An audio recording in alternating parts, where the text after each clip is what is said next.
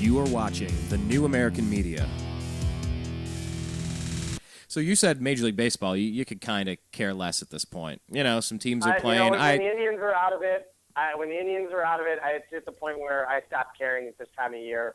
When the Indians are out of it, it's different in football and basketball. I will tell you, it's different. Let's say when I was still a big Cavs fan, like I said, now I have to be kind of neutral right now. I can't really root for the Cavs anymore.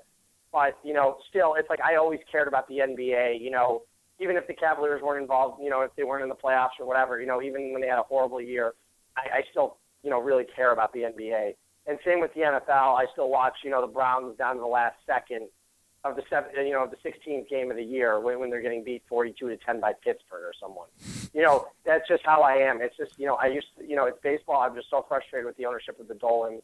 It's just hard for me to even talk about it because, like I said, it's just so frustrating. Yeah, and we've started to. I had Dan Zaleski of Cleveland Sports Fan Radio. He was on the program a week or two ago. And he was pretty confident. He was kind of putting it out there when we were talking that there might be an ownership change. That there might actually be a revolt against what's going on, and that there might be I'll believe it when I see it. I would love for the fans to have a boycott of the Cleveland Indians for one game. Do it, just nobody show up for one game and show the Dolans and basically the front office, and this goes to Chris Antonetti and Mark Shapiro, and basically show them that the fans really do care about this team enough where nobody would be willing to attend because the ownership is just so poor and the front office has been so bad. Mark Shapiro has been given praise for 10 years, about this front office. There's been guys like Dan O'Dowd, and tons of general managers have come from the Cleveland Indians front office. Yet you don't see any success in the Cleveland front office. Every year this team seems to be stuck in purgatory. It seems like they're not good enough. So they're not good enough to make that trade to to be a major contender, but they're not bad enough to sell the entire roster. And that's the problem with this team now, and it's just so frustrating because you're looking at a team this year. Who knows? They might win 70, 75 games. But they're not going to be a playoff team, and they didn't sell. When they could have traded some players, or it's like you look at other years when Victor Martinez and Cliff Lee still both had an extra year on their contracts and traded them the year before, and look what we got for them. Like I said, we got a backup catcher for Cliff Lee. Was essentially the deal because they released. I can't even think of his name now. Jason Knapp. They already released him. And he was the key prospect in that deal. The Indians released him last week. Carlos Carrasco's sitting on the DL. He's out for the year. So the Indians really have nothing to show for a trade except they traded a Cy Young Award winner for a backup catcher. And, the Victor Martinez trade, it turned out to be a great trade. But, like I said, it's just frustrating watching a front office that says, we'll spend the money when the fans come. And it's like what came first, the chicken or the egg. And it's just so frustrating, and so it's so irritating just to hear Mark Shapiro saying, you know what, we're going to start spending the money once the fans come out. We'll start spending. And it's just like, right. Why do we have any desire to go out and watch the Cleveland Indians? The Indians were in Anaheim this past week, and I finally I had my friend from Miami in town, and he said, do you want to go to the game? I said, honestly, do I really want to drive 45 minutes to an hour to Anaheim to watch a team when they're going to go, when they're going to get beaten? I don't really care to see it. I said, if you want to go, we'll go. I said, but honestly, I just don't care. Last year I went to both series because they were both at the beginning of the year when the Indians were playing really well. This year I just have no desire. I could care less. Yeah.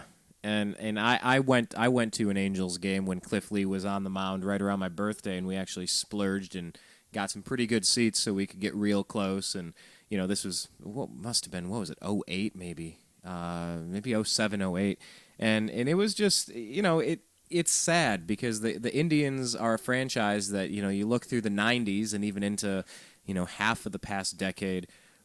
When they're putting a great team out there, it's selling out and they're winning and it's fun to watch. But you don't want to take hours out of your day, money out of your pocket to go in and get put into a bad mood. Who the hell would want that? I don't want to end up in a bad mood at the end of the night. There's a lot better things I can do with my money than go and watch a Cleveland Indians game, and I'll say that right now.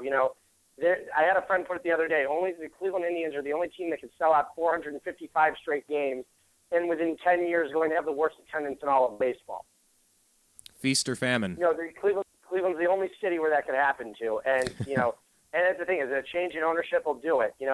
Fans, and the players don't even understand it. Chris Perez, I swear, if I hear one more thing come out of his mouth, I mean, he just doesn't understand.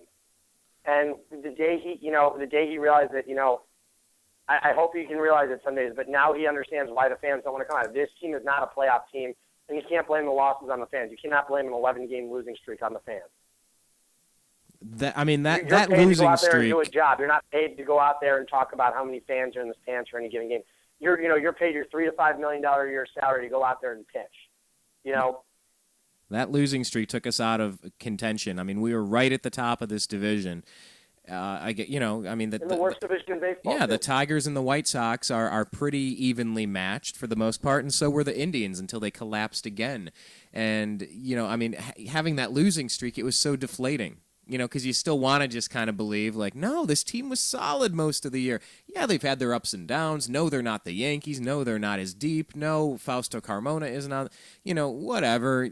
But they were competing. I liked that they were competing, and they were playing some tough games, and then it was just like they said, it's time to give up. This is ridiculous. We're going to just give up now. Just the main issue that frustrates me so much is that we always have to hear from the Dolans saying this is a small market city. We can't compete with those likes of the Yankees. Look at Detroit. Look at St. Louis. St. Louis is a smaller city than Cleveland. They managed to do it. They have a beautiful stadium. St. Louis arguably has the best fans in baseball. I'll give it to them. That's been a winning organization for years. St. Louis, all they've done is won. That's all they do. They just win. Fans show up. They put on quality baseball. They put on a great product year after year, and that's why fans want to keep showing up. If the Indians would have kept putting on a product every year that would be winning, more than 80 games a year, on a constant basis, the Cardinals do not make the playoffs every year. They make it almost every year, but there are years where they do not make it, and the fans still show up. They were showing up in Old Busch Stadium. They're showing up in the new stadium. And look at Detroit. Detroit, the fans were not showing up in Comerica, and all of a sudden they have the ownership change. Detroit's making money. They're not losing money every year, and they have a $120 million payroll. It's just frustrating that the Indians talk about being in a small market when other teams in the Midwest are spending money and they're, and they're winning games. That's what's so frustrating about it. Yeah, it's not like there was any shortage of big-name players that were in Cleveland during the 90s. And exactly. You had from David Justice to Albert Bell to Kenny Lofton to Carlos Baerga to, you look back, the CC Sabath. You've had really good players. Jim Thome, Manny Ramirez, Sandy Alomar, Roberto Alomar, Omar Vizquel, Matt Williams. You just go on and on down the list, and it's like we went out and got good players. We went out and put a really competitive team on the field where pretty much for a better part of a decade. Even when they lost Manny Ramirez, what did they? This is technically when the Dolans owned the team, when they were spending money for the first year they owned the team. But what happened to the mentality when they lost Manny Ramirez? They still went out and signed Juan Gonzalez, who put an MVP-type year up. Juan gone, absolutely. We went out and got people that could score runs. It's just like the Cleveland Browns. You can have a top 10 defense, but there's a game where they're keeping score, and if you're not scoring, you just can't win. And people want to know, Chris Perez exactly want to know the difference, what the difference is, why fans show up for Browns. The Browns may have put a terrible product on the field, but don't forget there's only 8 home games a year. It's a 16-game season. It's a short season. It's not 162 games a year.